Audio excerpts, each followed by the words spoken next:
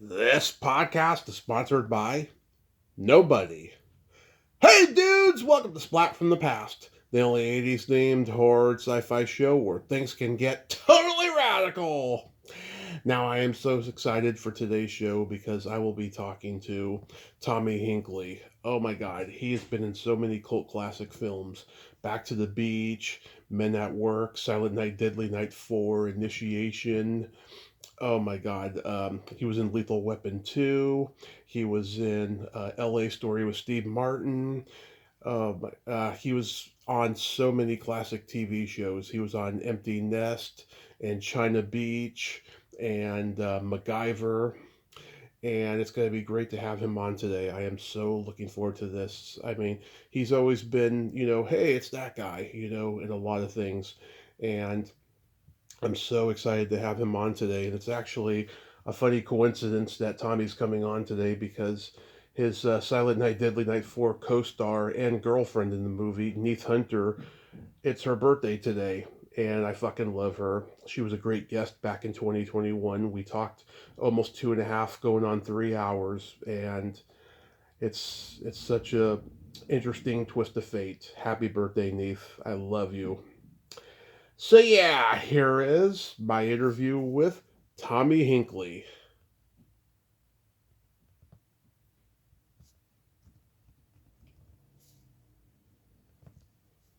Hey Tommy, welcome to the show. How are you today?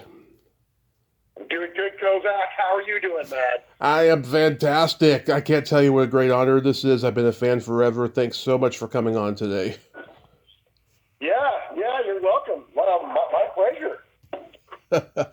So, going back in time, did you gravitate toward acting early on in your childhood? Uh, no, no, and yes. No, because I don't remember that.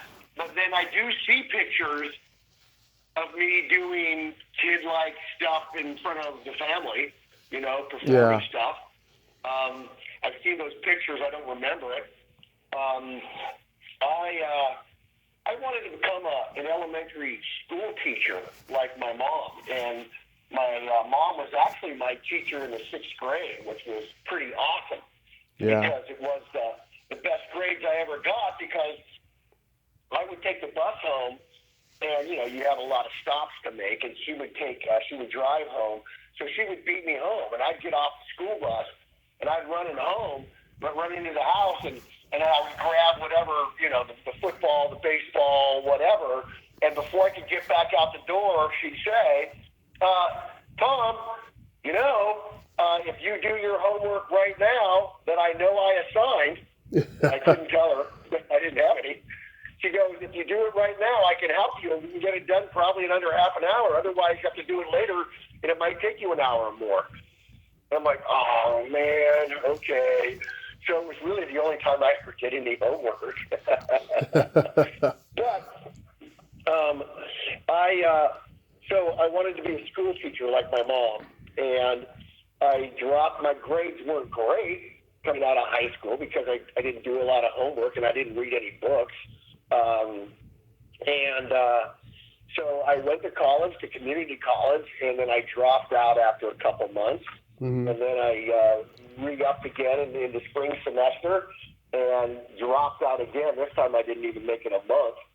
Took the summer off and went to another community college and dropped out after 2 weeks. Wow. And yeah, and I just was, I don't know what it was. I really was excited about school. I wanted to be in school. Here I am in my late teens, and I'm picking out clothes for school and getting the right backpack and all excited about it. I just couldn't do it. So I took a year off, and, I was working 2 full-time jobs Monday through Friday, so I'd have the whole weekend off, and I was making some really good dough. I'd Hmm. be scooping ice cream in the late mornings and early afternoon at Swenson's in La Jolla, and then I would, go home, take a quick nap, get a bite to eat, and then I'd come back and work at the Bratskeller, a local La Jolla bar restaurant, and then I'd be there until midnight or 1 o'clock in the morning. And I just was starting, Tommy, to feel like a little bit of a loser. Because, half my friends were halfway through college and knew what they wanted to do. And the other half that were in college, they were in construction and already starting families. And I just thought, you know what? I just have to finish a year of school. Mm-hmm. And so I've already proved that I can't do that. So let's not take any general ed. Let's just take the most easiest, fun classes. Yeah. So I'm looking at the curriculum, and I'm looking at what's going to be super easy, super fun, and if there's a lot of girls, that's a bonus. The Mickey Mouse class. Yeah. I'm thinking, acting and dancing, how hard can that be? Yeah. Well, I found out much later hard, but it was super fun. And I got straight A. I made the dean's list. Mm-hmm. And then I was offered a ballet scholarship after that in San Diego, 2-year ballet scholarship, which I did the first year of. Mm-hmm.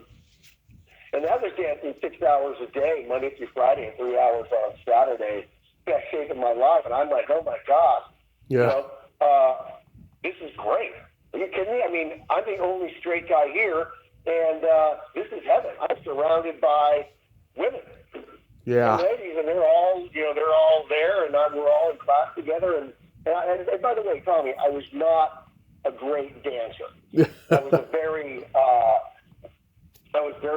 coordinated, and I carried myself well, but and I looked good out there. But I was strong, and so I was a partner. They needed someone to lift all the bigger girls. So that was my thing. So I was, throwing girls around and lifting them up and twirling them and walking them across the floor. It was pretty great. And then should I keep going, Tommy? Oh, yeah. I mean, I was curious. Did it level off? I mean, then the acting came about. Yeah. So I was working while I was dancing at this ballet company.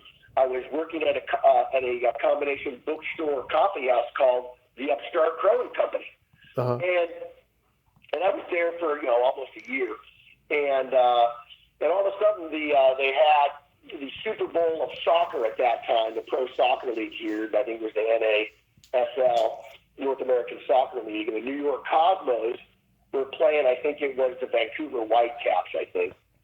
And that was the Super Bowl soccer at Jack Murphy Stadium. And so one night I was closing up, and the New York Cosmo cheerleaders came into my coffee house. Mm-hmm. Right as I was closing up. So of course, look, I'm 21 years old, 22 years old, and I'm flirting with them. And one of the cheerleaders invited me back to their hotel. Mm-hmm. So I'm going up the elevator with one of them, and then we're making out, and having a great time. And she says, "Listen, thanks for walking me to the door." I'm like, "Okay, great." Yeah. And she goes, "Listen, here's my phone number. If you're ever in New York, you got a place to stay." I'm like, "Wow. Great." So I go home, call it a night. 2 weeks later, Tommy, mm-hmm. this Italian man comes in with his family. He's on vacation from New York. And I'm making coffee back there in the espresso machine, and I'm putting on a little bit of show. And he goes, "Well, that's quite a show, but is your coffee any good?" I said, "Well, you're going to find out, and you'll let me know." And he started laughing. and he had his cappuccino, I think it was. And he goes, "Wow, that is a great cup of coffee." He goes, "If you're ever in New York, you have a job." Because I own an Italian restaurant in Manhattan. Mm-hmm. I went, "Okay, great, thanks." Give me his business card. And all of a sudden, I'm like, I got a place to stay, and I've got a job waiting for me. So I was so I sold my motorcycle, $800, got a plane ticket, and went to New York. Wow. And so then did you go to the actor studio or Esper or one of those big acting schools? No. I had one phone number. That's the only. I didn't know a single person in New York. And the cheerleader was going to pick me up at the airport, and I waited at the airport for like 2-3 hours, and she never showed up. And I finally called her, and she goes, "Oh, geez, Tommy, I'm sorry, I couldn't get the car tonight." Okay, great, thanks. Never saw her again. Never heard from her again. And then I went to the job the next day, and the guy goes, "Hey, I'm so sorry. I just hired somebody." I'm like, "Oh, this is going great." And he said, "Listen, I'm not going to let you go to the wolves. I can give you a little something on the weekends, but there's a guy that used to deliver pizzas for me. He owes me a couple favors. Mm-hmm. You could probably, I see you have a sleeping bag. You could probably sleep on his floor for a couple weeks." And so I just ended up getting a job in a restaurant, and it all worked out. But I joined through some friends I made at this restaurant I worked at in Times Square called Ma Bell's. Mm-hmm. It's not there anymore. But I ended up studying with an improv group, which was the biggest one in New York, and they were out of Chicago. They were called Chicago City Limits. Oh, yes. I studied with them for 2 years, yeah. Yeah. So I studied with them for 2 years, and then I went from there to the neighborhood group theater. They were having auditions at one point, and someone I was working with, because I was also, Tommy, we'll talk about this in a bit. Mm-hmm. At the same time, I was a doorman at Catch a Rising Star, one of the big comedy clubs in New York. Yeah. Yeah. So I got to see all the comics, all the great comics come through there, which was pretty great.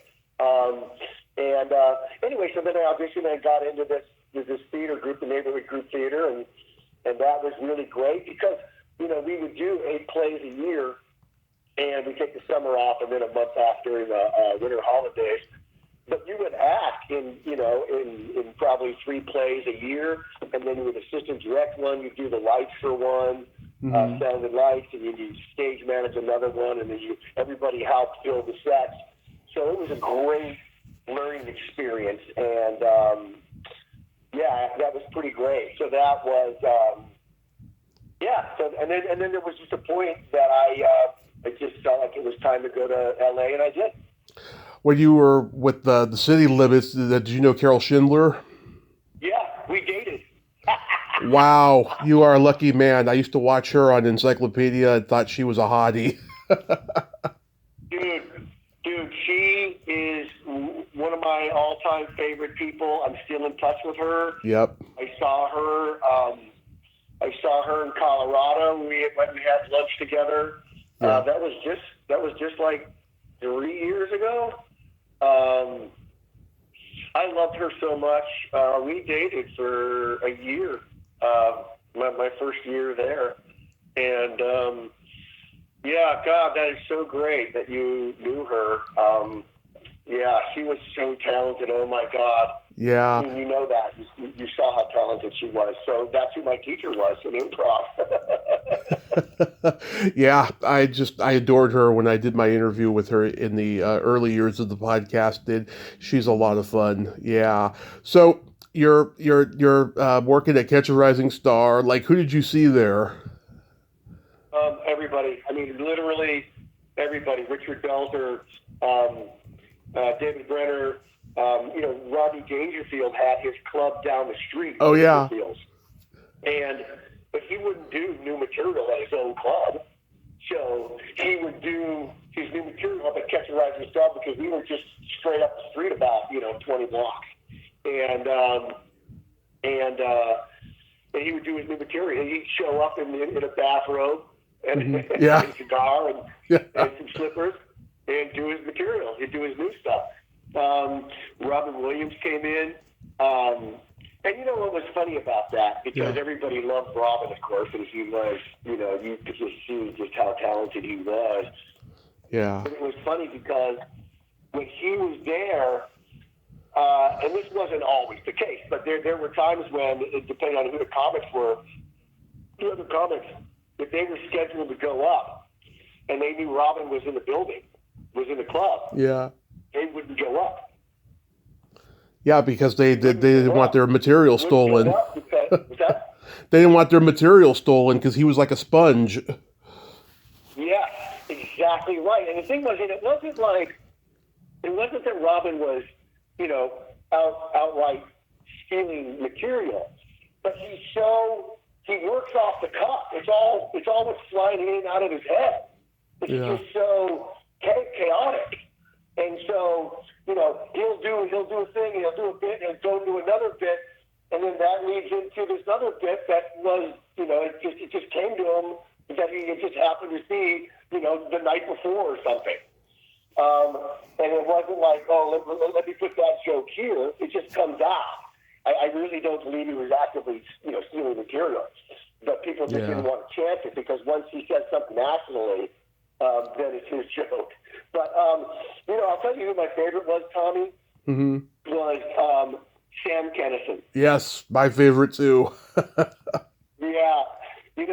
Tommy, a lot of comics, if they were scheduled to go up, but there weren't enough people in the audience, they wouldn't go up.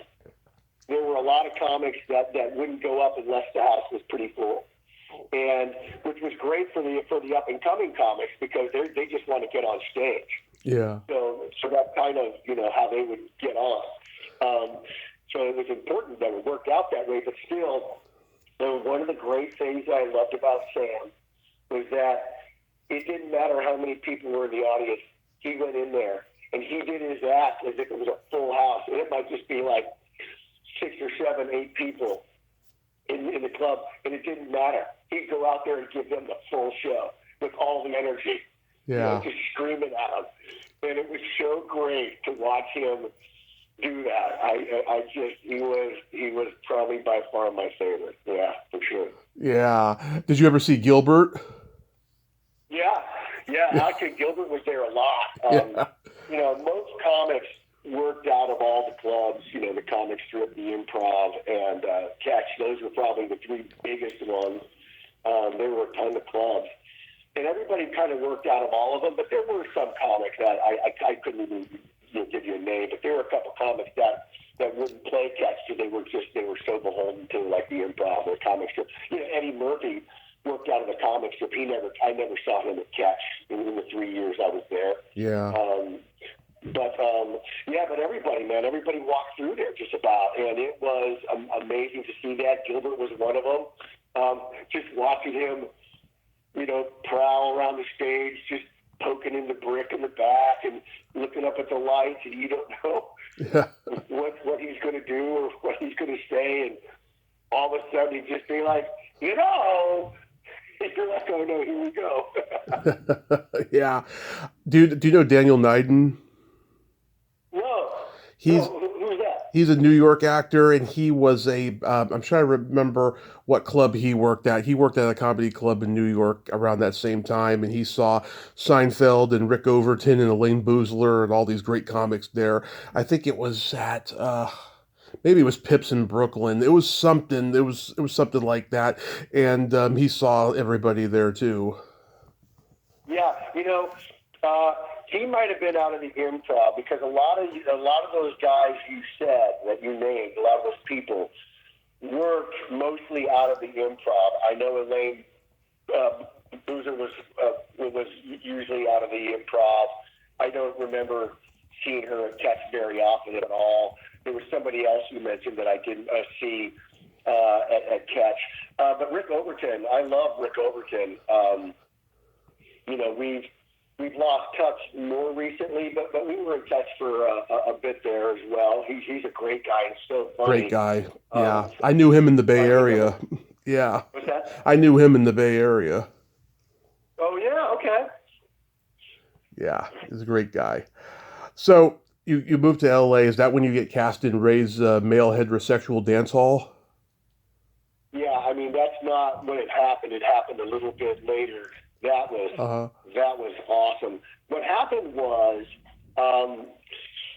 so I had moved to LA, and I was sleeping on some other actors from the neighborhood group theater, Mary and Joe. They got married and they moved to Silver Lake, and a part of LA.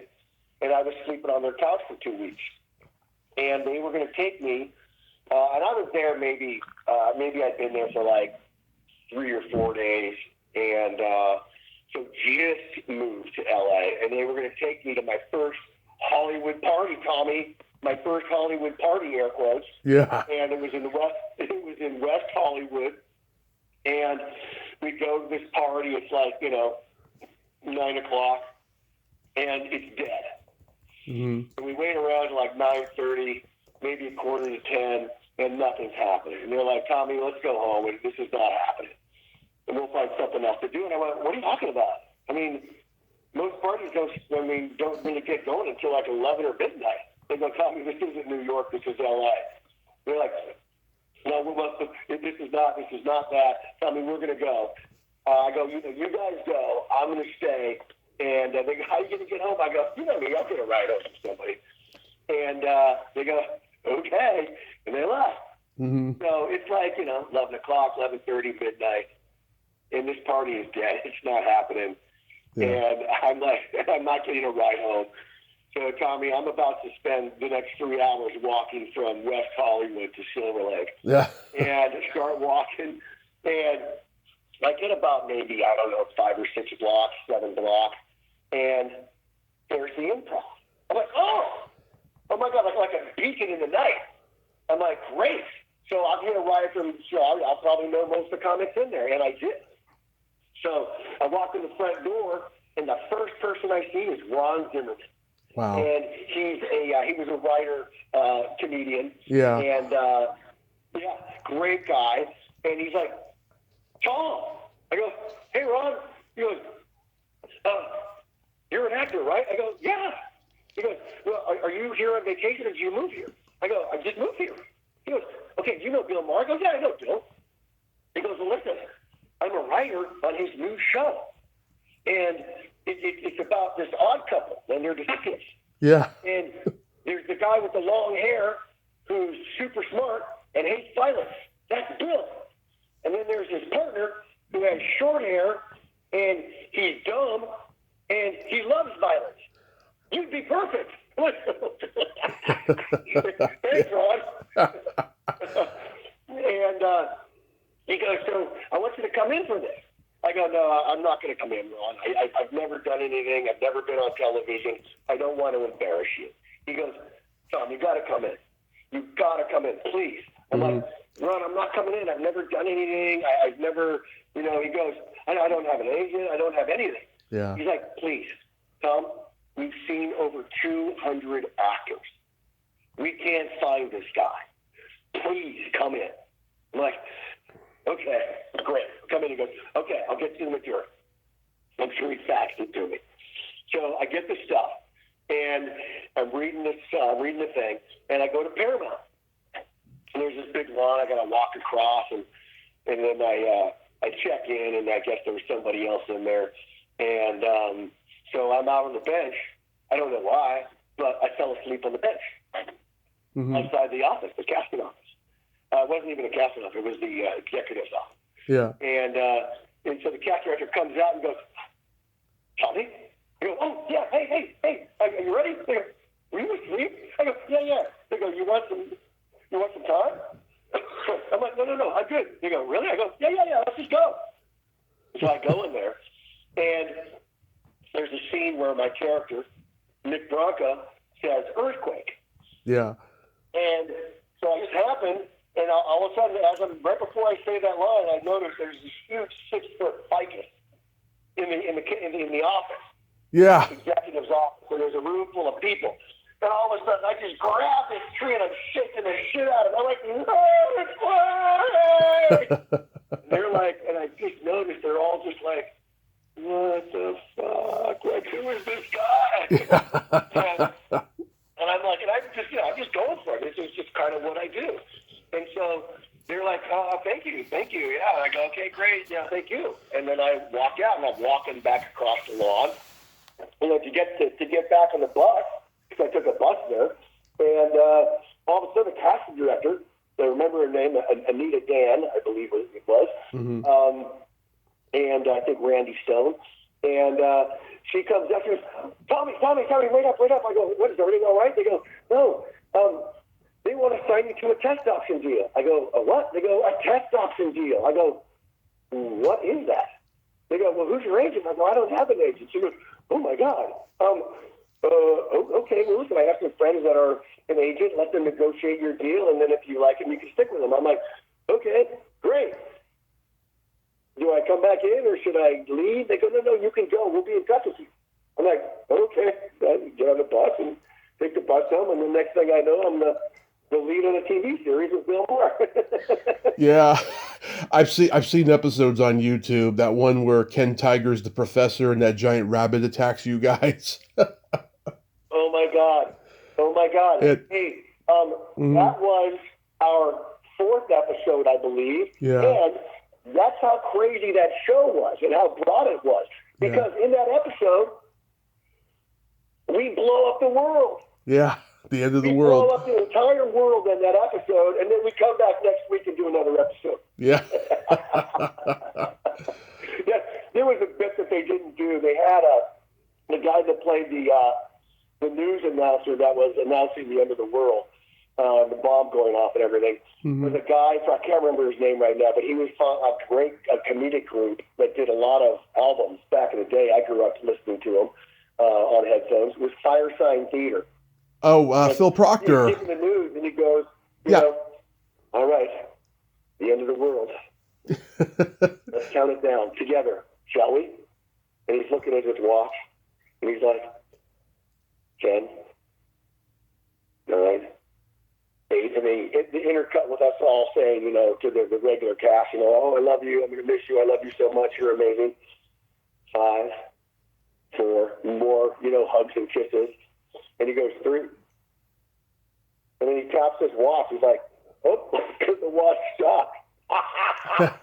So funny. Didn't make it up. I didn't make the final cut because, they have to end the world, but it was super funny. But, yeah, that was a great episode. That was one of our favorites. Another one was Peter Jason, who you've interviewed before. Yes, I loved Peter. I wish he was still with us. The world is a lesser place without Peter Jason. His energy was infectious. Always loving, always supportive, and he had that just raspy, big voice. And he was a big dude. He played. So we met our mentors. Yeah. In one episode, and Bill Maher was, of course, Timothy Leary. Yeah. Was his mentor. Yeah. And it's a funny episode. And mine was my Marine drill sergeant, which was Peter Jason, and he was great. He was really great. I loved him, and so that was Hard Knocks, and then Tommy, we got into then it was Brothers.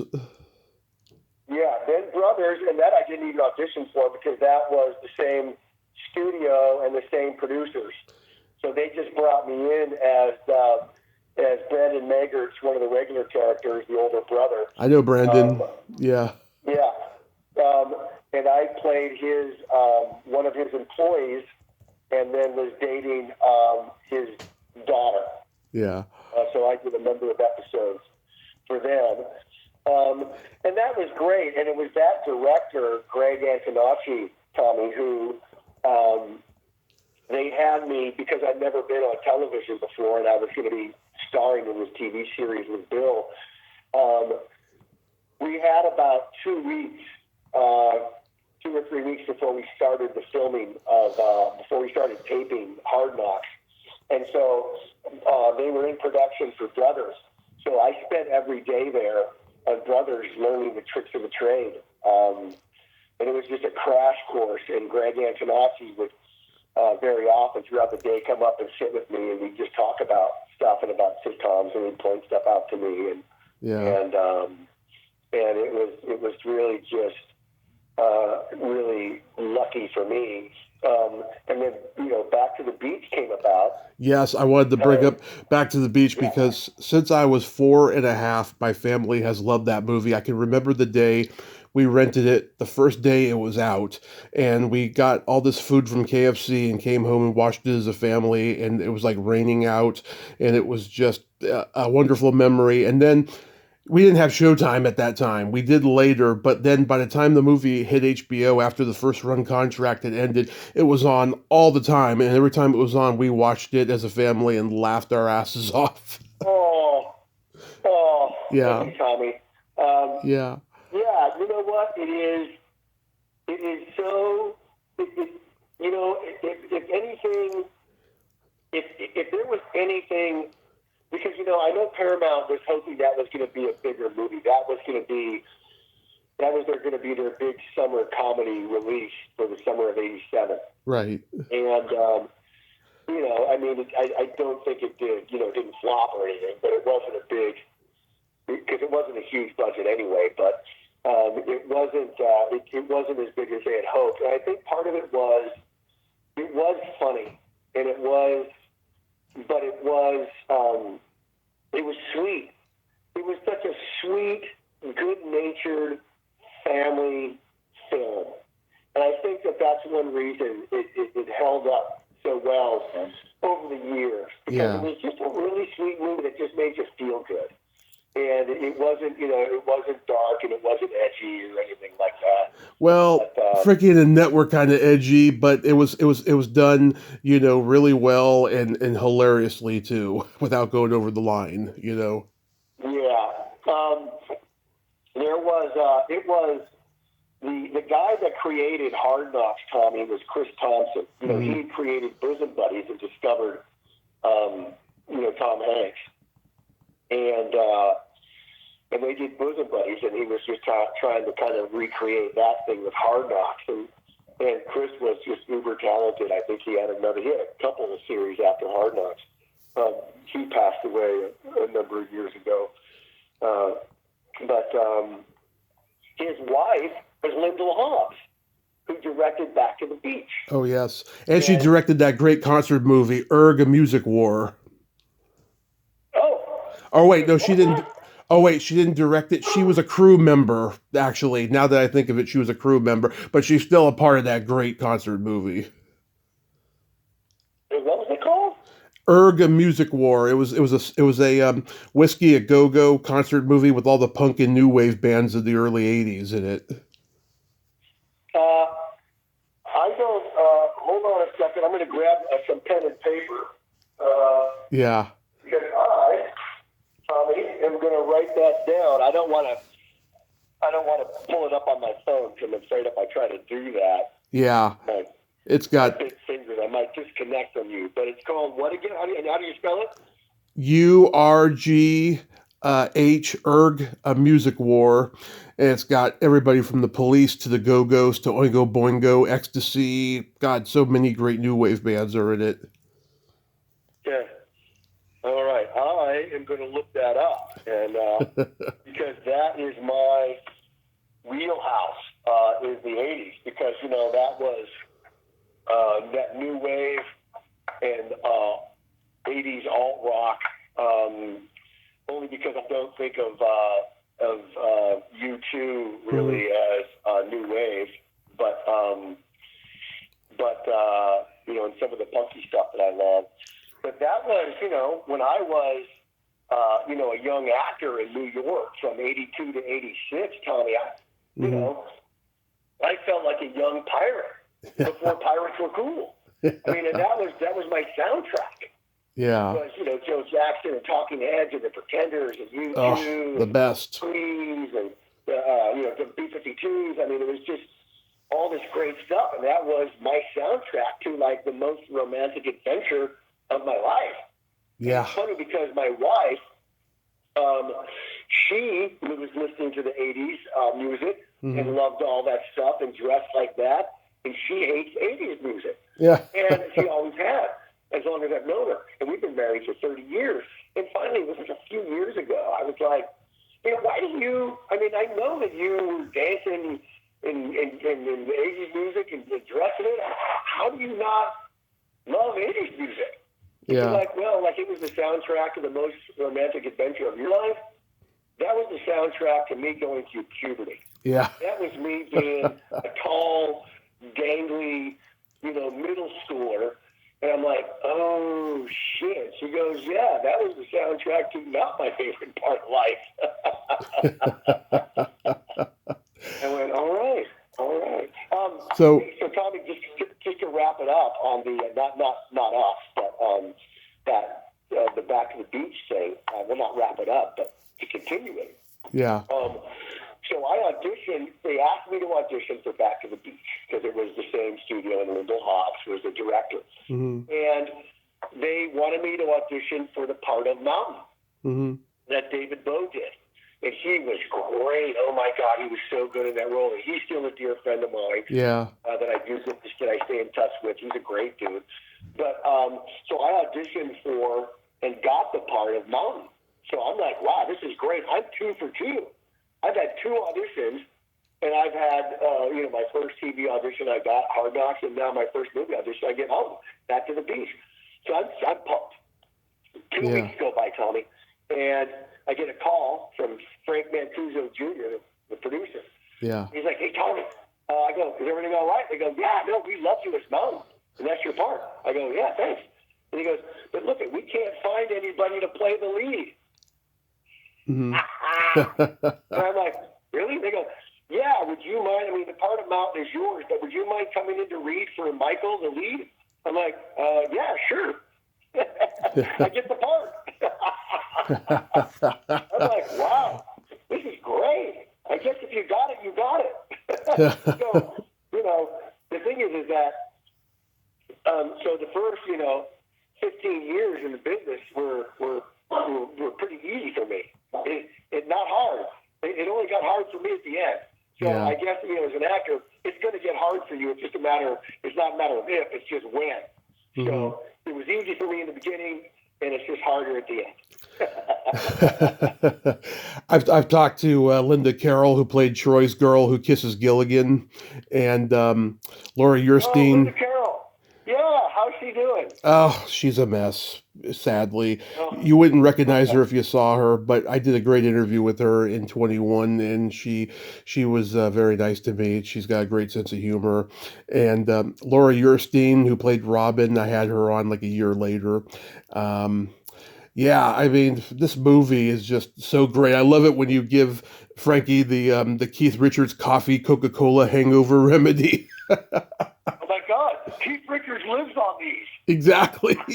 I love it. Dude, and by the way, Tommy, he really drank it. Yeah, He really made it. Yeah. He really drank it, and not once, but twice. Oh my God. I'm sure he was all uppity. Man. Yeah. That was Frankie. Frankie was a great dude, man. Yeah. I'm sure he was all uppity and everything. Yeah. Wow. What was Don Adams like as the harbor master? Yeah. Yeah. I was so lucky to get to work with all these people. I mean, as you just said, it was Frankie and Annette, but it was also, as you said, Don Adams, Get Smart, the harbor master, and Connie Stevens was my mom, and then Leave It to Beaver. Cast. They were the judges at the surf thing. Yep. Surf contest. There's Pee Wee there. And these are, Yep. Pee Wee Herman was there, and God, they said Pee that. Wee Herman, man, he was so great, and he was fun, and a super nice dude. Yeah. I've met him. I met him in 2019 at a convention. He was just the sweetest guy. I mean, the most authentic, sweet guy. And I saw the documentary about him recently. Was it good, Tommy? Did you like the documentary? I did. Yeah. I mean, there was moments where they show just how difficult he could be because he didn't want to answer some questions when he was being interviewed. But other than that, I thought it was a really good documentary. It is, on that note, being famous is not all it's cracked up to be. Right. Because you make money, and if you're making money in the entertainment industry, then you're probably making a lot of money. So that makes your life easier because you're not worried about, paying the bills, paying your mortgage. You want to take a trip somewhere, then you just take a trip somewhere. But the thing is the trade-off is your privacy. And, you know, Tracy and I, you know, because my wife Tracy was an actress, and she's been retired for a number of years. But, Yep. you know, but we, you know, we had some fame to a certain level. And there were times where, and it never was anything bad. It was nothing bad for us. Yeah. There were a couple of occasions where we get a little bit of a taste. I remember we were on a road trip together, Tracy and I, before we got married, and we were at the Arlington Cemetery, and that was an amazing visit, and I recommend that to everybody if you haven't done it. But man, just people were just staring at us. And just staring at us and then like pointing and whispering to each other like the whole time. Yeah. And it was just, you just really felt like a monkey in his food. Mm-hmm.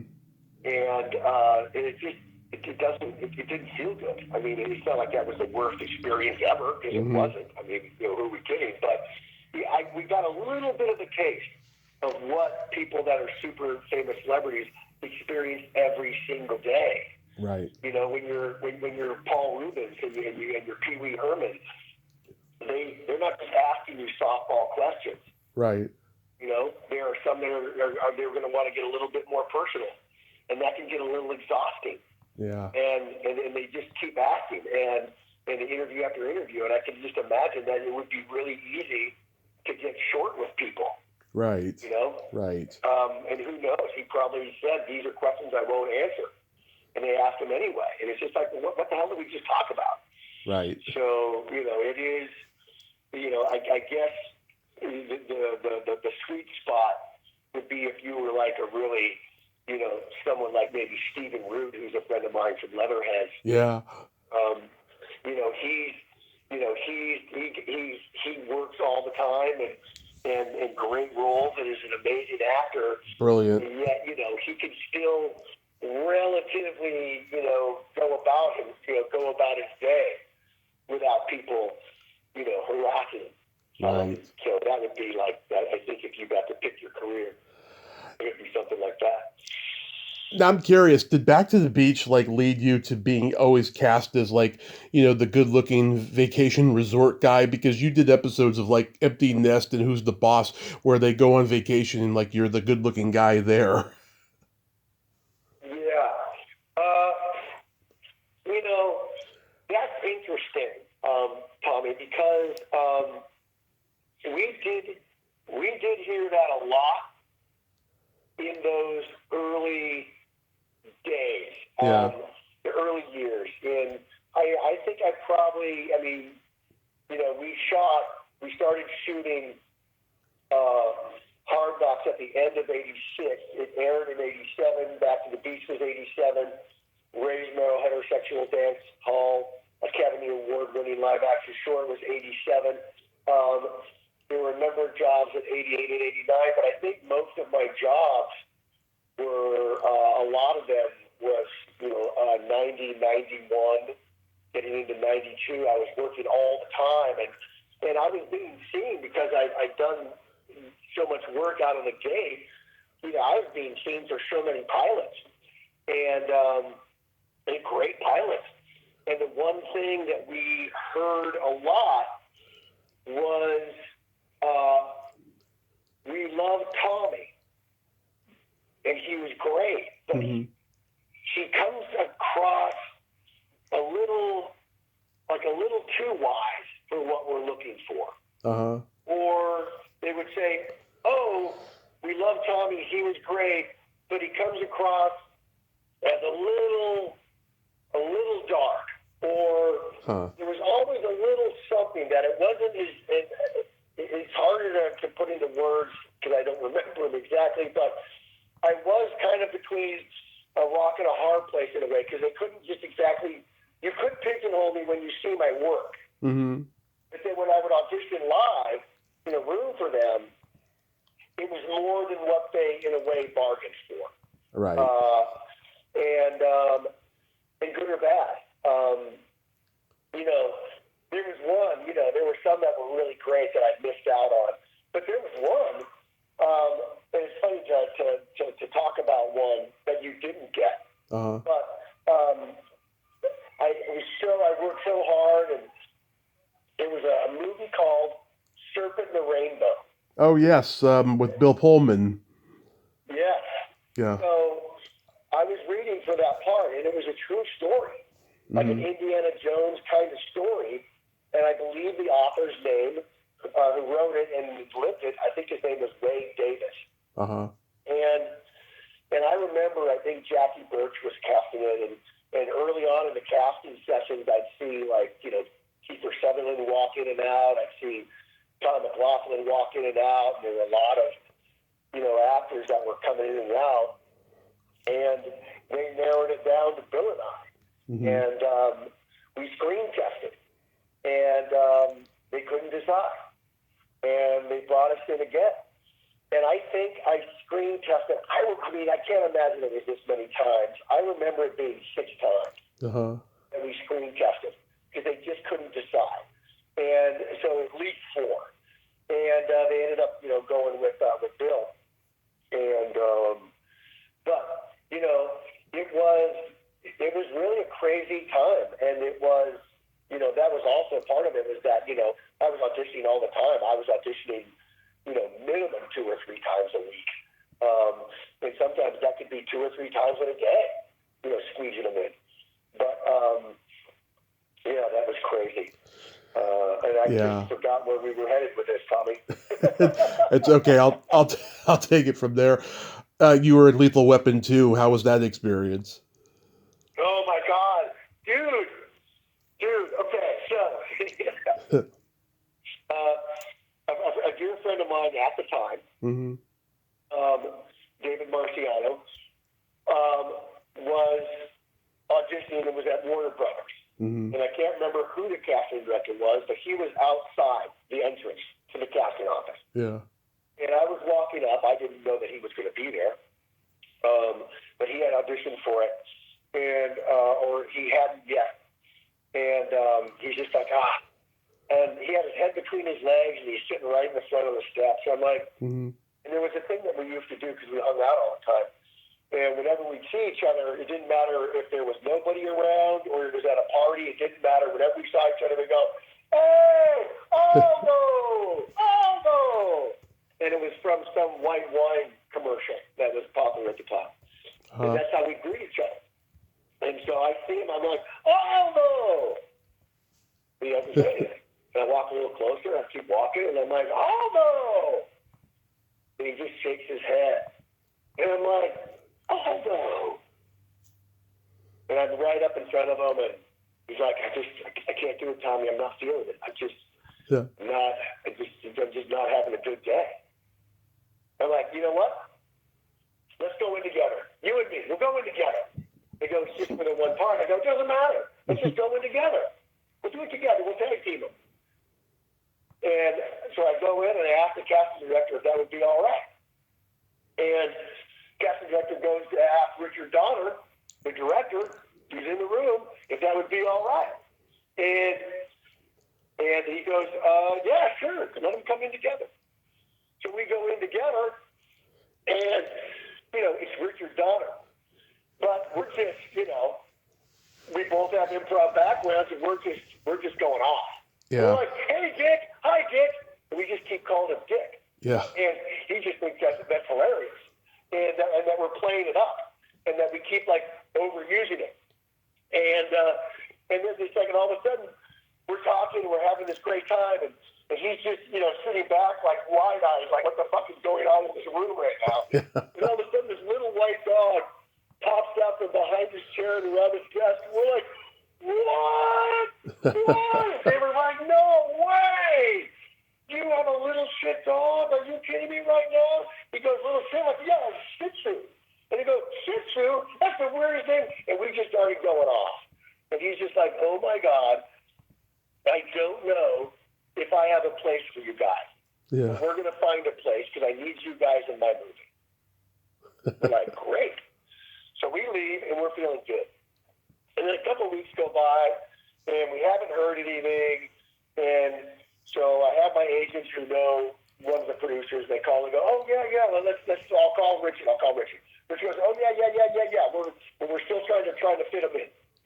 Okay, another week go by. They've already started shooting at this point. And so my agent calls the guy again. They're on the set of Warner Brothers. They're shooting a scene up in Murtaugh's bedroom with his wife and Murtaugh. And they call and they go, you know what? Have them come down to the set right now. Yeah. They get here within the next hour. So we race over there. And he's being surrounded by the writers and other producers and assistants and PAs, and they're having a powwow about something. And all of a sudden he looks over one of his shoulders and he sees us there. He goes, hey, boy, come on over. And we come on over and he goes, all right, what do you got? Yeah. We're like, wait, what? He goes, what do you got?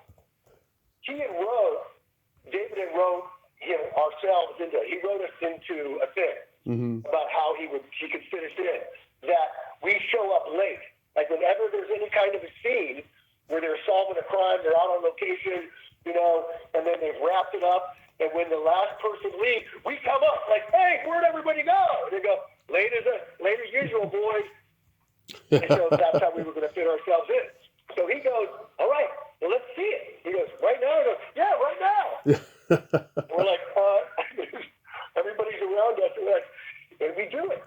And everybody's laughing. They go, great. He just hit the right. He goes, okay, write them into the part. He goes, okay, done. So that's how we got into it. Now, yeah. So there was this little scene that we had, and it's the one that stayed in the movie where we're betting on a chase scene that they're having.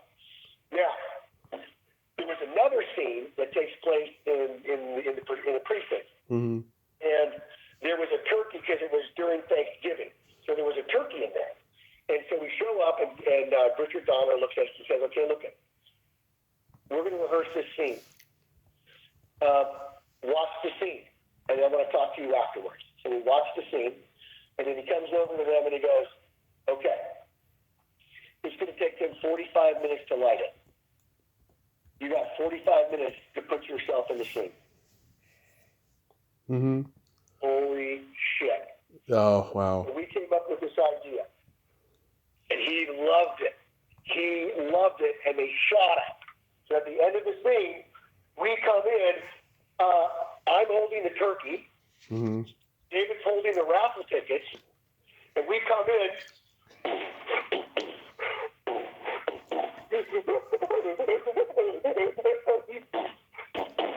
reach in your pocket and give us $5, take a chance on a turkey, that's $5. Do this whole thing, and he is laughing, the crew's going crazy, and he's like, that's perfect. Yeah. So they shoot it, and it didn't make it in because they were not just over on the movie, they were way over. So they cut the whole Thanksgiving storyline out. So as I remember it, there was no reference to Thanksgiving. Right. So they just that's how they had to shave like 25 minutes off or something. So wow. So it didn't make it. But how about that? Yeah, that's crazy. God, one of those Hollywood stories, I guess. Yeah, it was fun. It was really fun. He was a great guy.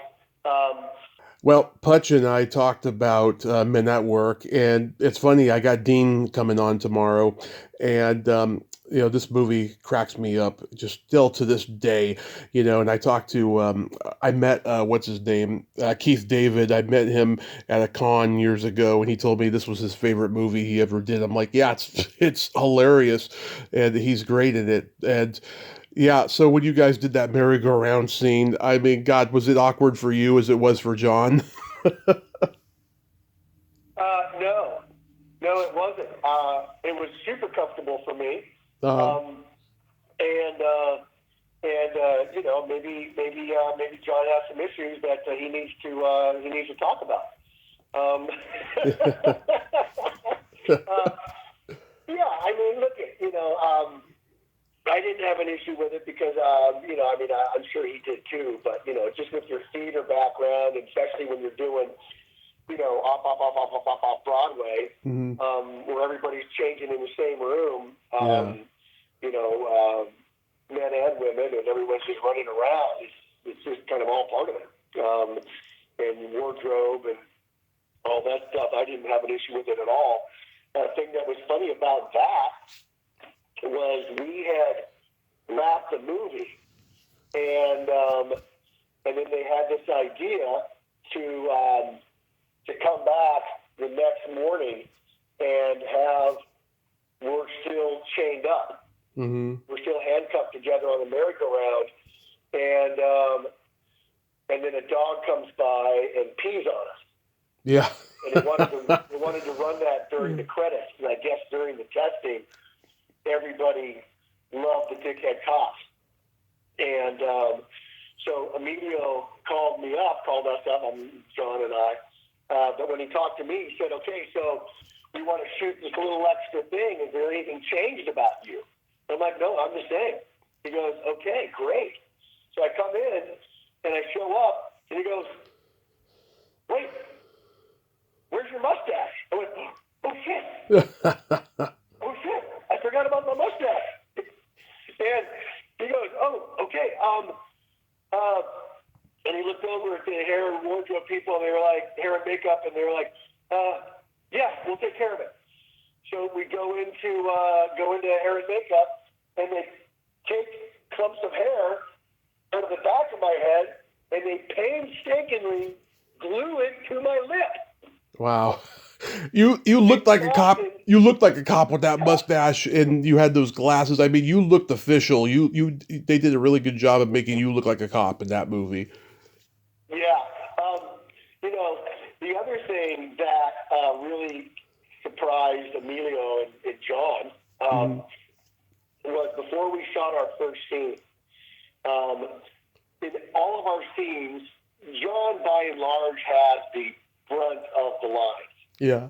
If he had 4 lines, I'd have 1 or 2 lines. And another scene, he'd have 3 lines, and I'd have 1 line. I always had a little something in every scene.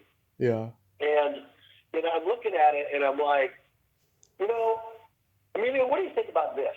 Mm-hmm. What if my character never says anything? What about if my character, whenever we come into the scene, I immediately go right to Charlie. Mm-hmm. And I'm just like staring him down, like I'm just, God, just make a move, give me an excuse to fucking tear you apart. Yeah. And he's like, that would be, I think, awesome. But he goes, do you want to give up all your lines? I go, well, I get paid the same, right? He goes, yeah, you get paid the same. I go, then I just think isn't that funnier? He goes, I think it would be funnier. I go, then let's do that. And so there was a rumor that maybe that they were going to do a new one, a sequel to Men at Work, and that maybe, and then John said that maybe this time you have all the lines and I don't say anything. Mm-hmm. But it was such a fun shoot. Everybody was so great. Keith David was a great guy. Dean Cameron, who you're going to interview tomorrow. I just saw his band, by the way. Yeah. Low Speed Chase, which is a great name for a band. We saw him at the Whiskey A Go-Go last week. He's great, man. And by the way, not only is he great, his whole band is great, and they're original songs. Right. Dean's writing the songs, and they're great. Yeah. So don't let him poo-poo that. Well, he got. Ask him about it. Just get something out of him on how that came about. Well, I would be interested. Well, he did the movie Rockula, so we got a taste of what kind of rock star he can be. Oh, see, I didn't even know. I didn't know about that movie. Oh yeah, he's like a vampire who wants to be a rock star. It's a pretty funny movie. It's a canon movie from 1990. It's like one of the later last ones that they did. But I just love it, that shot of John's face all upset, and he's all, "You're gonna swing for this, James. I shit you not." So good. It was so good. I lost contact with a friend over the years, but apparently we have mutual friends, and I'm going to maybe get to see her on her next trip out to California, hopefully soon, is Leslie Hope. Oh yeah, I've always wondered what happened to her. I haven't seen her in a lot of stuff since. Oh no, she's still working a lot. I think most of her work she does up in Canada, but she's Nice, also directing. I think she's been directing TV shows as well. nice, nice. How was guest starring on Get a Life? Uh, that was great. That was great. That was Chris Elliott. Loved him. And Genius. it was also another friend of mine who I only just remember that she was in it right now was Blair Tiskin. Oh yeah. I love her. But that was really fun. Getting to play kind of the bad guy. Hmm. It was just really, those were good days. Just getting to audition for so many sitcoms. Because sitcoms, for me, that's kind of my favorite way to work. Because it's kind of like doing theater with a safety net. Yeah. Because you are on sets. I mean, sitcoms have anywhere from, 3 to 4 sets that are set pieces that are always going to be there, and then they usually have one, maybe 2 swing sets on the side that they can they just turn it into anything that they need. Yeah. And you read it at a table reading on, let's say, Monday, and then you just lightly rehearse it on Monday the rest of the day, and then you rehearse it on Tuesday and Wednesday, and then you really start honing it in by the time you get to Wednesday, and then Thursday's camera block day, Hmm. and that's where you kind of really dial it all in, and then on Friday you do a live show. Sometimes you just do one live show. Sometimes they do 2 audiences. Yeah. And with the exception of show day, Monday through Thursday, it's banker hours. It's like 9 o'clock to 5. And you shoot everything in a week. If it's not Monday to Friday, then it's Wednesday to Tuesday. But yeah, it's always a week, and you're in front of a live audience. So it's kind of like doing theater on a set, but then you got 4 cameras, and Hmm. really a fun way to work. You were in one of my favorite sequels of the Silent Night, Deadly Night franchise, for Initiation. Neith Hunter has been on the show. I friggin' love her, and today's her birthday. She's turning a milestone birthday today, and again, you're a lucky man. You got to have 2 steamy sex scenes with her in this movie. How was this experience? So how long ago did you interview her? In 21. Oh, so recently. How's Yeah. she doing? She's living up in the Bay Area, not too far from me, and I guess she's still acting and stuff. Haven't heard much from her and everything, but it was not an easy That makes me process. happy. Yeah, it was not an easy process getting her on here because she was badly burned by Hollywood, badly burned. But it was a great roller coaster ride, and we have like a Christmas card relationship now and everything. She's cool. She's like one of the guys. Great sense of humor. Oh, that makes me so happy to hear that, but also a little sad to hear that she didn't always have a great Hollywood experience. Hmm. But we'll talk about the movie. I had a lot of fun on that movie. Hmm. It was also a little hard. I think that might have been Neef's first pro job. It's her first lead, I can tell you that. But she was in Yeah. Less Than Zero before that, in Born in East L.A. Yeah. So I kind of felt like I was the veteran on the set. There were a lot of people that were there that had done a lot of work. Reggie, Yep. played the newspaper editor, had been around for years. Reggie's a great And of guy. course, His health is not too good. Yeah. What's that? His health is not too good. I've had him on here a couple times. He's a great guy. Oh, great guy, easy to work with. Elise Beasley Yep. was in it, and of course, Maud Adams is a veteran. Hugh Fink. Did you know him in the comedy club? What's that? Did you know Hugh Fink in the comedy clubs?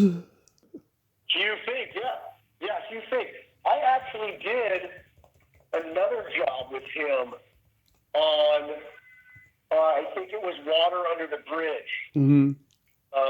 a movie that we shot in the Bay Area. Yeah. By Clark Brigham that has Scott Cooper, who's the director now. Yeah. He played the lead in this movie, and it was with Gabrielle Anwar and Craig Sheffer, who's always been a dear friend of mine, and and I and Teresa Russell, Yeah. who was awesome, played Scott's father in Water Under the Bridge. But I think Hugh Fink had a part in that as well, because I remember I was really surprised to see him. So Silent Night, Deadly Night Part 4.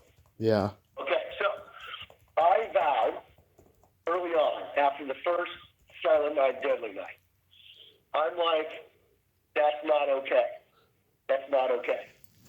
That's blasphemy. Mm-hmm. That's a sacred thing.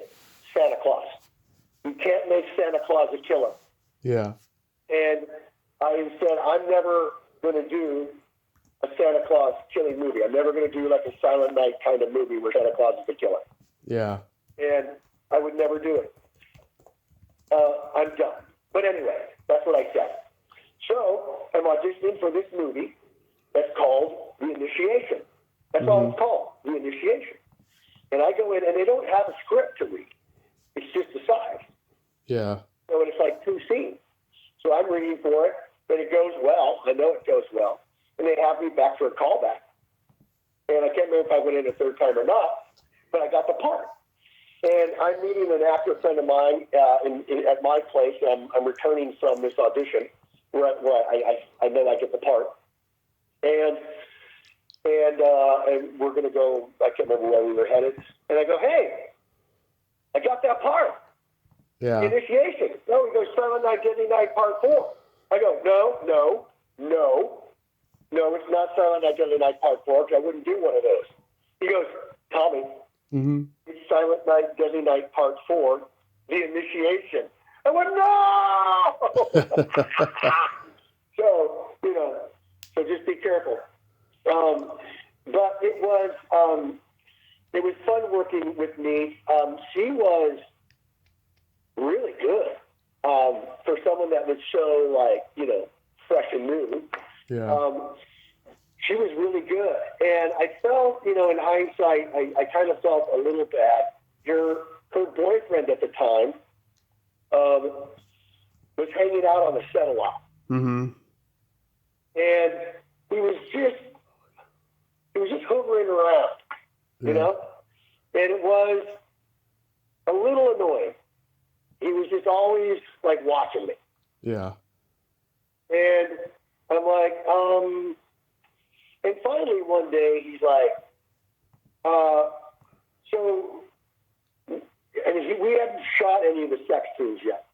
And he goes, so tell me, what kind of an actor are you? I mean, is there a style that you study?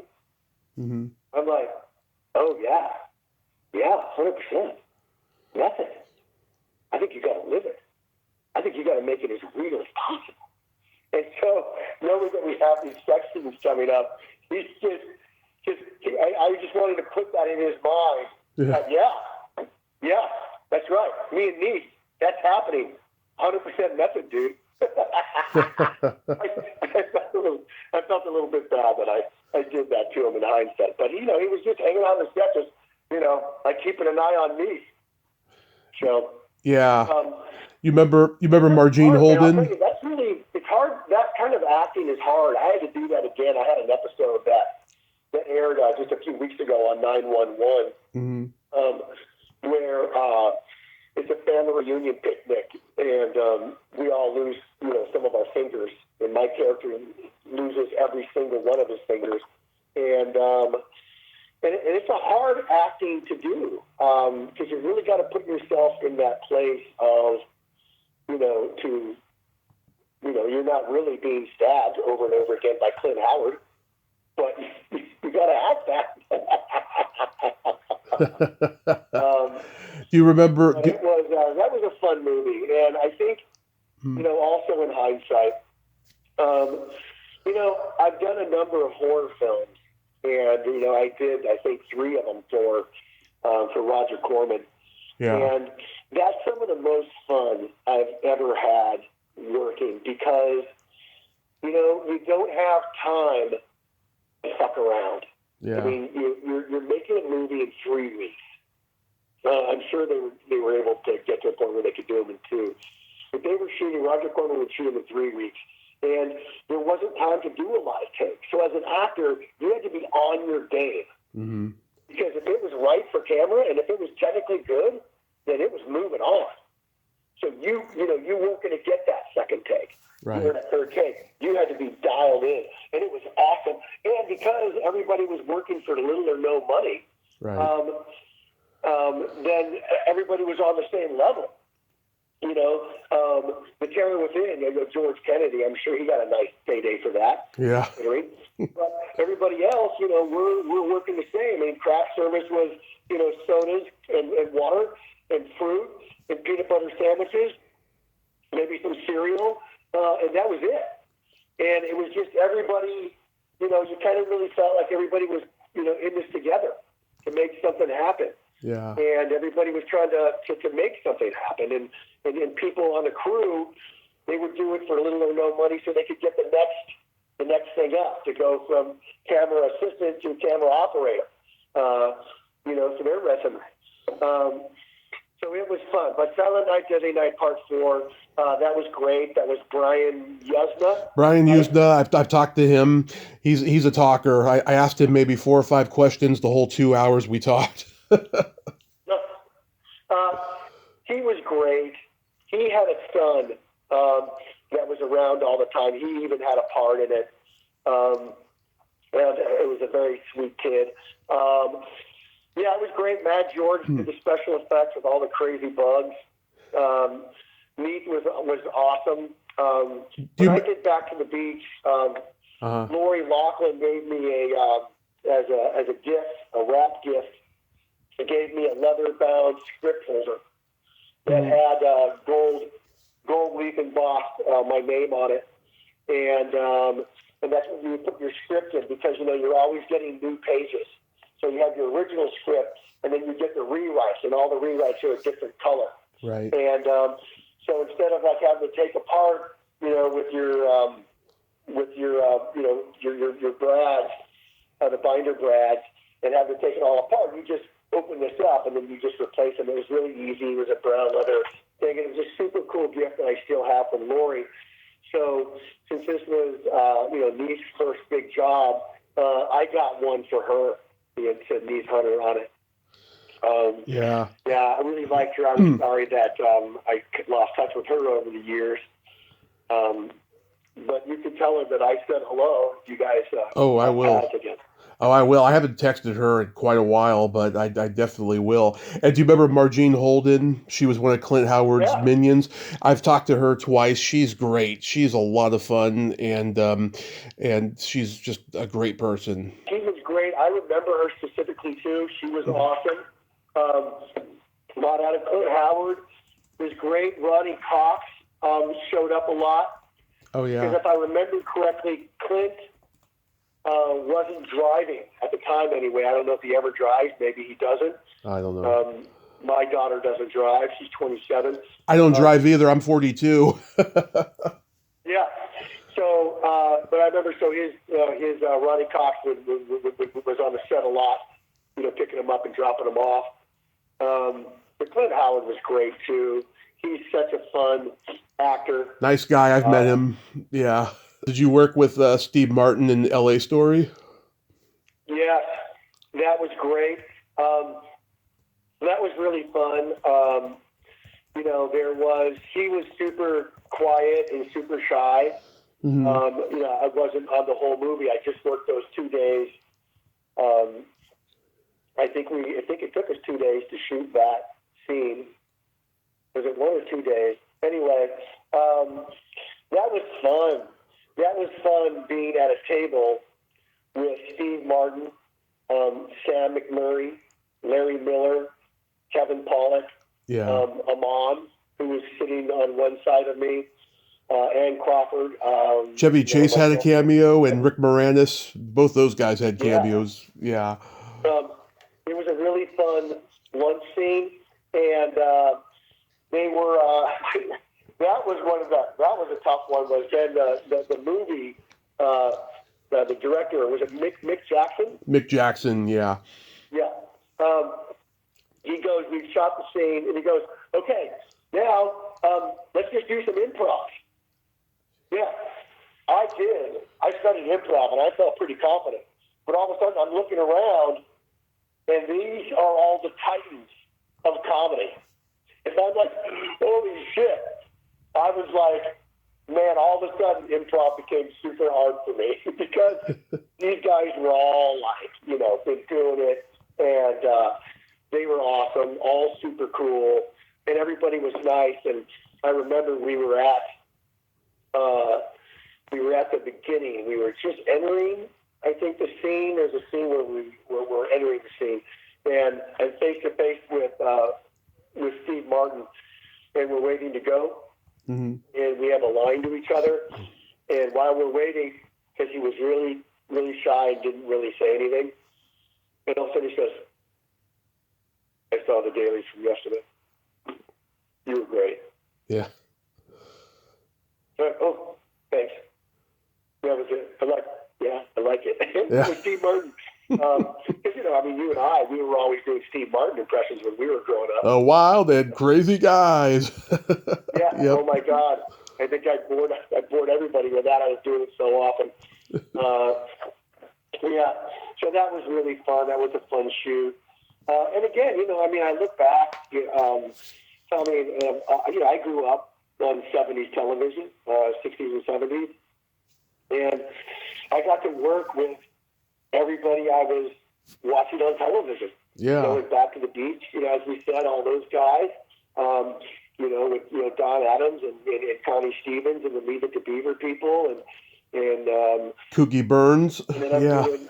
I did Earth Angel, and I got to work with not only Mark Hamill and Roddy McDowell, but I got to work with Cindy Williams. I played her boyfriend from Your Happy Days with Vern Shirley. And I almost interviewed her, by the way. I almost interviewed her Yeah. at the time of her death, and I was so devastated that it didn't happen.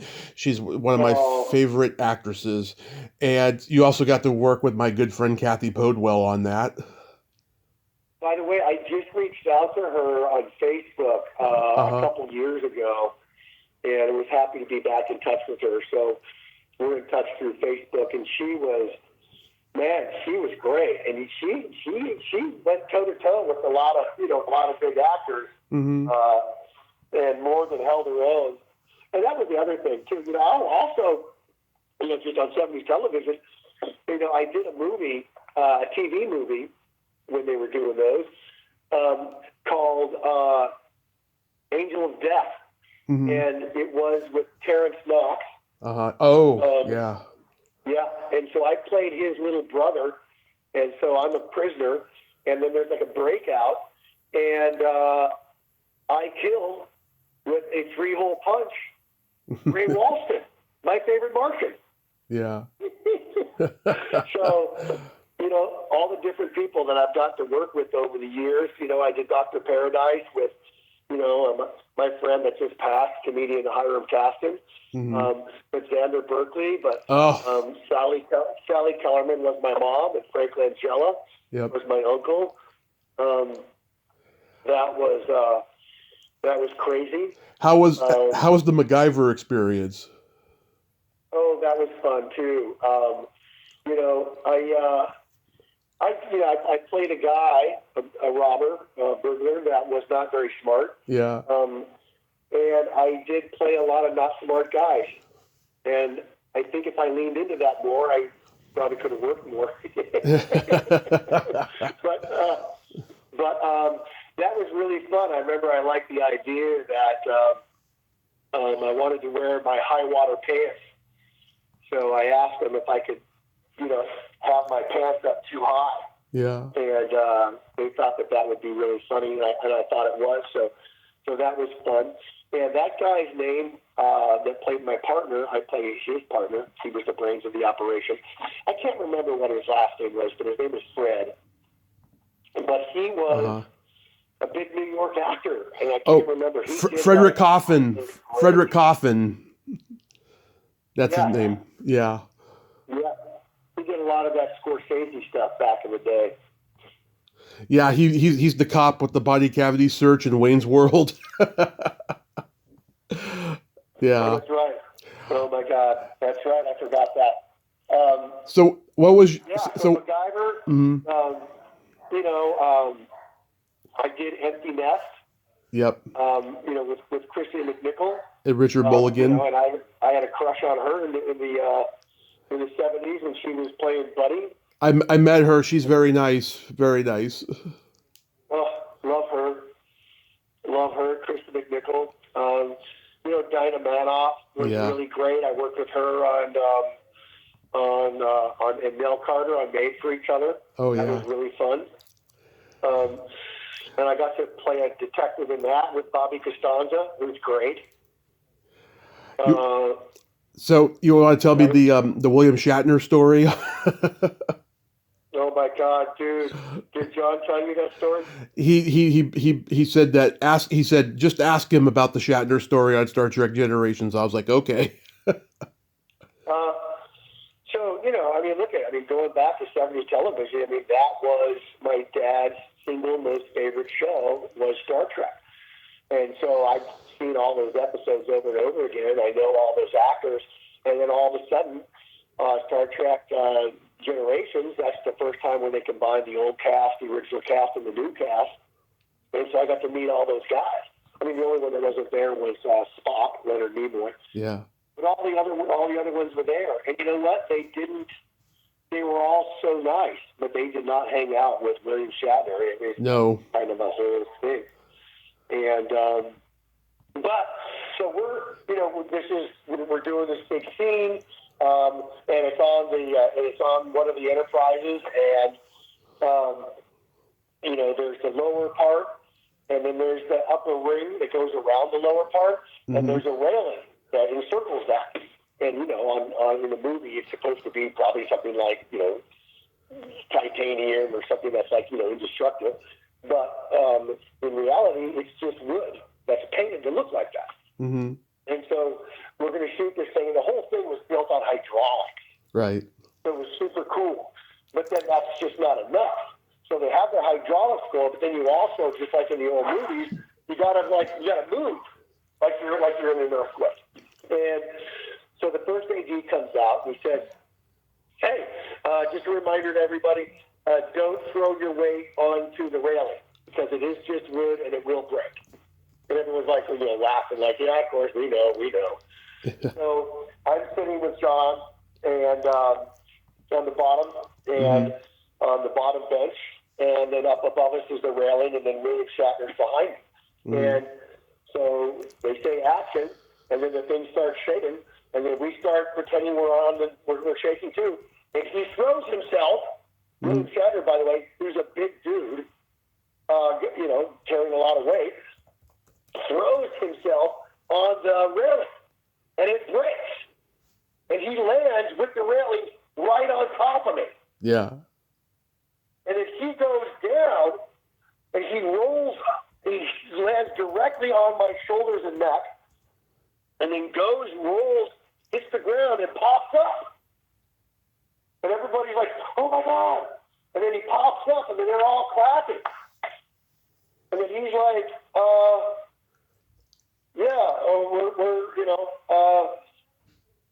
they're all clapping. That is okay. And I'm sitting there crumpled underneath the railing, and nobody asked me if I'm okay.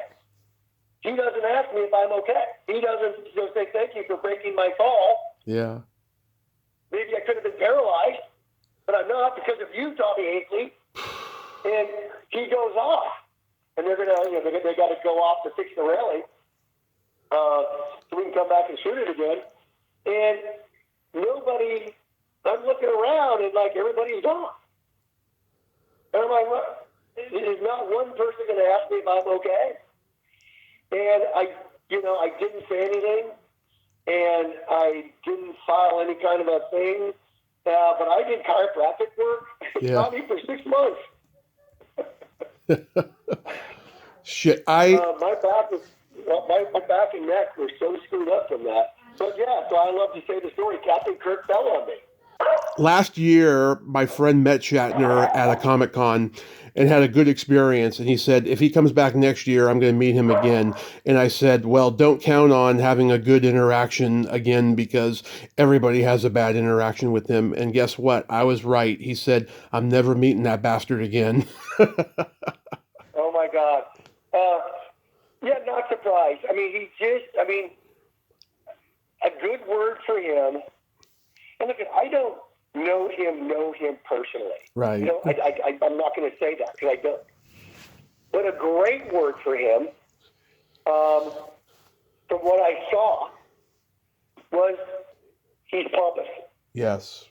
You know, I don't know that he's a bad dude, but he's just pompous. But you know who was great was James Doohan.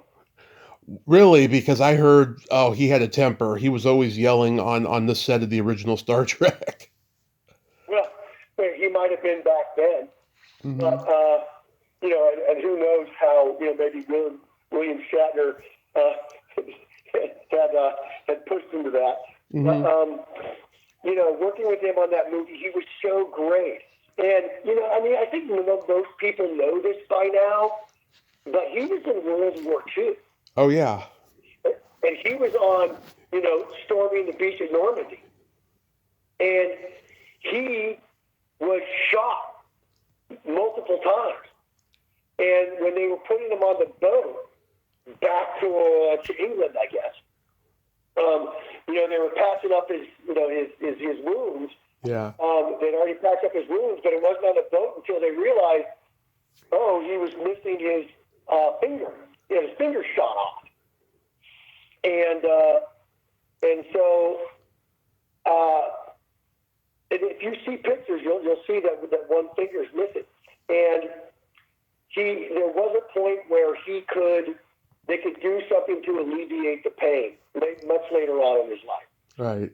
And he was going to do it, and then he elected not to when he found out he wouldn't be able to sign autographs for some extended period of time.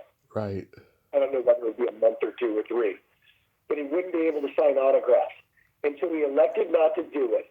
Ugh. Because he had to be able to sign autographs because he owed it to his fans. Because his fans are the ones that were keeping him, living a good life. Because he does all these Comic-Cons and all these conventions, and it meant a lot to him. And he just didn't want to, not be able to do those for the fans. So wow. He was a good dude. Well, one last credit I wanted to bring up was Tracy Takes On. I think Tracy Ullman is a genius. What was she like to work with?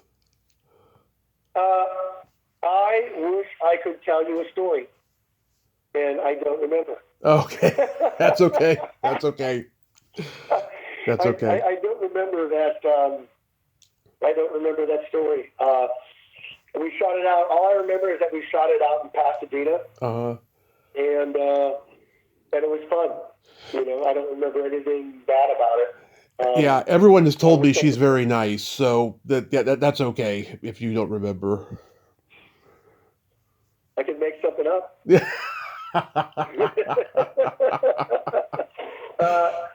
So. Yeah.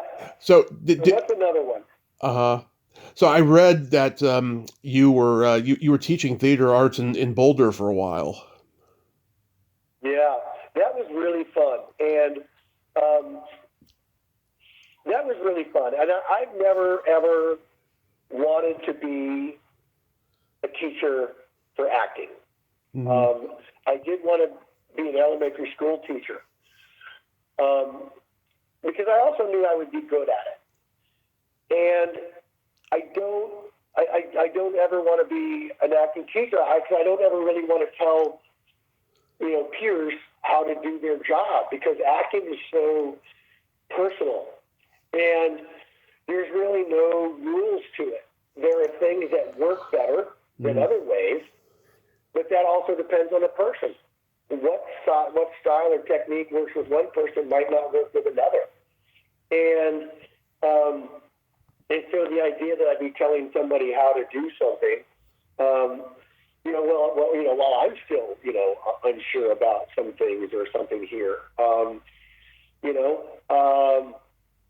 so that worked out great because it was with kids. And so we worked with kids anywhere from age 5 to age 17. Most of the kids were between, I would say, 8 and 13, I think, were probably more of the range that we worked with most of the time. And mostly what I was teaching them was improv, which I felt really confident in. And I think improv is super important. And I even tell people that are like looking for something interesting to do, or they're thinking about getting into acting, I always tell them, get into an improv class. Learn how to improv. Learn how to build something out of nothing. Learn how to be present and aware. Learn how to listen and answer. Those are skills that you can use in any field for the rest of your life. And so that's something that I was teaching all the kids. So we just, it was me teaching all these wonderful kids, improv skills and how to be present and aware. And it was interesting because it was a film acting class. So it wasn't about doing theater where you would put on, after a month of classes or after a summer camp, you put on a little play for the parents, and they maybe got their phones out and they're filming it. No, we would actually shoot scenes. And we would shoot these scenes, and if it was a younger group of kids, then they were only a page or two long. If it was older kids, then maybe they'd be 3, 4, or 5 pages long. And then we would teach them how about marks and two shots and singles and master shots and hitting your mark. And it was really fun. So then at the end of a session, they would actually have a DVD of a film that they shot that they were in, and it was really fun. And getting to work with the kids on this, and we had a lot of fun. And we had all kinds of kids. I mean, we really did. And the thing is that Tracy and I, we were just bad business people. Yeah. We didn't make any money doing that. We weren't losing money, but we had, half of our kids, parents had some money and they could pay for the classes, but the other half, they couldn't really afford it. And so we'd be like, hey, you coming back? They go, no, I can't really afford it. It's like, that's okay, come back anyway. And we'd just take them for free. So half the kids we had were never paid anything because it was just more important to be, that they are learning these skills. And it was really fun. And we had all kinds of kids. We had kids with autism, different, all over the spectrum. We had some kids with Down syndrome, and it was fun. It was really fun. Have you ever seen those Izzy sodas? IZZE, Izzy? No. Okay, it's a popular soda called Izzy's, and it was kind of early on. They have all these, LaCroix and all these kind of sodas now. This was one of the early things of that. But she was a Boulder girl, and her mom and dad started Izzy sodas, and they named it after their daughter with Down syndrome, Isabel. And so they named them Izzy's, and then they ended up selling it for millions of dollars to Jim Beam. But but she was great in our class and an awesome kid. But we had a lot of fun, and some of my kids I'm still in touch with, and they've gone on and they're still acting and or in bands, and that was really a fun thing that we did. I'm glad you brought that up. Thank you. Oh, absolutely. Yeah. So how did you meet your wife, Tracy Needham? That's funny because so we had mutual friends, and they were writers. He was an actor, but they were also writer, director, producers. Jonathan Penner and Stacy Title. Stacy got MS and has since passed. Jonathan is one of the people that heads up the Tribeca Film Festival now. But he was also on Survivor as the writer. And he was a famous writer as being like like one of the bad guys. And he's been back a couple of times on their All-Star Survivor.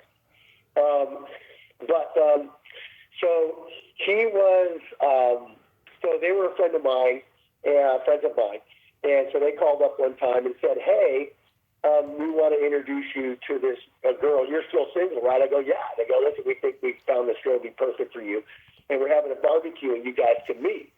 Would you be open to that? I'm like, 100%. Yeah.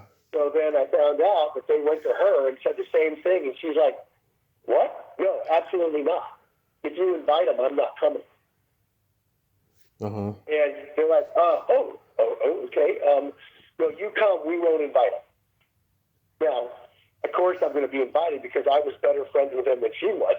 So we were both there, and it was funny. And she was just like that because she was so shy. And my ex-girlfriend was there. Yeah. Which is how I knew them. And her ex-boyfriend was there. And the ex-boyfriend would not leave her side. So I would just be pacing back and forth in front of him, just talking to her. And in my head, I'm like, at some point, dude, you're going to have to get up to get yourself another drink or to use the bathroom. And when you do, I'm taking your spot. So I'd just be pacing back and forth, talking to her, go off for a second, come back, keep an eye on him. And the moment he got up, which he did, he came back and I was sitting in his spot talking to her. He was not happy about that. And then at the end of the barbecue, and it was dark outside, and I was walking a friend to her car, and I see out of the corner of my eye Tracy walking across the street to her car. Yeah. And I said to my friend, I said, I'll be right back. And I went up to Tracy. I'm like, hey, really enjoyed meeting you and talking with you.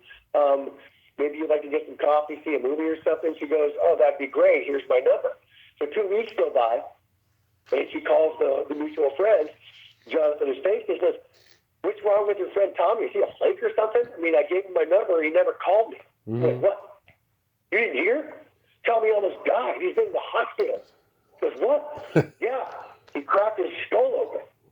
He goes, oh, my God. Was a true story. Yeah. Because, I met a lot of my friends playing ball at the Hollywood Y. It's all writers and directors and producers. And Sean Ryan, who did The Shield. Yeah. And The Unit, I think. So we would guard each other very often because we were both good basketball players and about the same size. We were always guarding each other. He went up for a shot, and he faked me out, and I went up in the air, and then I landed on his back, and he went up again, and it flipped me over. And so my head was about 5 feet off the ground. Wow. And then I hit it, and I cracked my skull and bruised my brain tissue and had a major concussion, and it was really bad for a couple of weeks. The same thing happened to my mom about 5 years ago, and I totally get it. That's awful, but hey, you got a life partner out of it. And I gotta say, I used to binge watch that show she was on, The Division. I used to watch it when it was on Lifetime, and oh my God, that character she played was so complex, and she played it so well. I'm shocked. I'm shocked that she didn't get an Emmy. She's just so good in that role, and I had seen her on Life Goes On when I was a kid too. I'll tell you what, Tommy, thank you. I'll pass that on that you said that. Absolutely. That was a little bit of a tough time for her, but not in a bad way, because we had just had a baby. Mm-hmm. We just had Katie. And so she really ultimately wanted to be at home.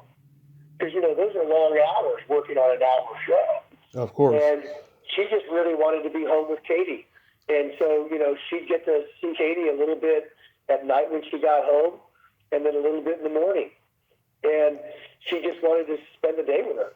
And she really wasn't able to do that. So, that's why she didn't really do the last couple of seasons. But you know what was funny? Her first partner was Leela Rashawn. Mm-hmm. From Soul Food, who had done mostly movies, and she wanted to do TV. Oh, yeah. And I don't think, she married Antoine Fuqua. Yeah. But I don't think she realized just how how her television is. And so after the first year, she just really didn't want anything to do with the show anymore. And so they had to find her another partner. And they thought about bringing the first, guy onto the show. And so they narrowed it down to 5 actors, and they asked Tracy to read with all 5. So she read with all 5, and then they sent them off. And then they pulled her aside and asked her what she thought of the 5. And she said, look, you guys did a great job because all 5 of these actors could do this part. But if you don't hire John Hamm, you're going to hate yourself because that guy's going to be a big star. Wow. He sure did.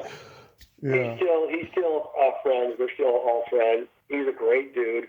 And they were really great together.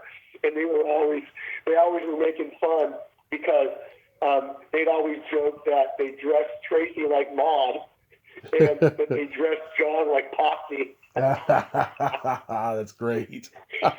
But they had a great relationship, and that was a really fun show, and all those actors are still friends with us, and that was really a great experience to do that show. Because when I met her, when they fixed us up at that barbecue, that's when she was already doing Life Goes On, Mm-hmm. and that was a great show for her.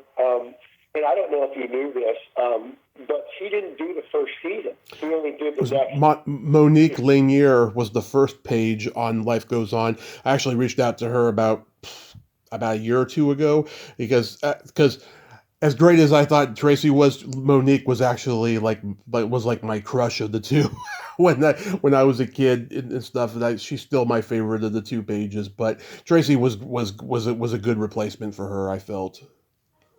Apparently, she wanted to be back in the East Coast with her boyfriend and start a family. I don't know if she got pregnant or not, but she didn't. I mean, because it's a great life. Mm-hmm. Being a regular on a show. I've been a regular on 5 shows, but it's a great life and you make great money. But it's not easy. It is not an easy job, and it is. It's pressure that I like. And most actors they rise up to that pressure, mm-hmm. But it is pressure, and it's a lot. So it's not for everybody. So they hired an actress, and they wanted to hire an actress that they could write out properly. Right. That was the plan. And so they came across Tracy, and they're like, "Oh shit! Like, wow, they look alike, and they're like the same height, and they look alike, and they kind of sound alike, and it was like a lot of people, you noticed, but apparently a lot of people didn't notice and or didn't care, and they were like, and Tracy's great at this, so let's just keep it going. And so she ended up doing the final 3 years, and she made a lot of friends from that too. Our first official date, we had a couple group dates after, because I had to recover from my concussion. Mm-hmm. We had a number of group dates, but our first official date was January 1st, 1992 at Bill Smetrovich's, who played the father on Life Goes On, and his barbecue was New Year's Day barbecue. That was our first official date. Wow. And she sat on her mustard hot dogs. She was horrified. I'm like, she's so cute. Tracy is still shy, but back then she was painfully shy. When my friends would meet her, and I go, I know she's shy, they go, no, Tommy, she's not just shy. It was painful for us to watch her be that shy. Mm-hmm. That's hilarious. So do you have anything upcoming you want to mention? I don't, because my 9/11 aired already. Mm-hmm. And just, I still get to do my auditions, and hopefully something will be landing soon. We've been living in Boise, Idaho the last 4 years, and we just moved back to LA, and I could not be happier. Oh my God. So I grew up in San Diego, as you know, and 24 years in LA before this, and just happy to be back to where I feel is home. And it's just really good to be back and hanging out, and I get to go see my friend Dean Cameron, playing his band, playing with his band at the Whiskey and stuff like that. So I'm glad to be back in it. That is so wonderful. You are blessed, Tommy, and I think I thank you so much for coming on today. I hope you have a great holiday season and be safe out there. Hey, Tommy, I really do appreciate it, and I wish the same for you. And just know, please, if you find yourself down in LA for a couple of days, please hit me up, and we'll get a drink or some coffee. Absolutely, yeah. I mean, I took my first trip to LA in 6 years back in June, and I plan on going out again, next year or whenever. But I definitely will. Thank you so much. All right, buddy. You have a good one. We'll talk to you later. You too. Okay. Bye bye. All right. Bye. Well, there you have it. Tommy Hinkley, ain't he a cool dude? Oh my God, what a great guy. Bundle of energy, great stories. I enjoyed every moment of that conversation. And he was fabulous. I mean, beyond fabulous. And I'm so glad we could have that talk today. I'm definitely going to hit him up next time I'm in LA. Well, until next time, this is Tommy Throwback Kovac saying there's no shame in living in the past because the present sucks. Later, dudes.